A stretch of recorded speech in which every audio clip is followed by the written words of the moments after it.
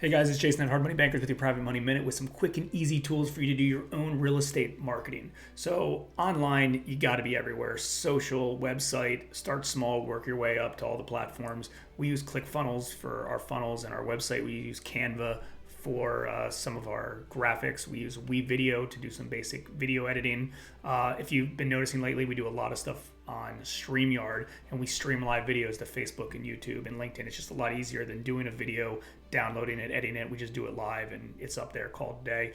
For email, we use Infusionsoft, but if you have a ClickFunnels account, you can do it inside ClickFunnels. Email is so important because you got to create your email database to stay in front of everybody on a regular basis. Offline stuff, business cards. Hand out business cards to everybody. It's free marketing. Let them hold on to it. Take their business card, put it in your email database. When we were doing direct mail, we used to use click to mail. So all this stuff you can do yourself. Yeah, you could outsource it or pay somebody to do it, but do it yourself, learn it, and then grow from there.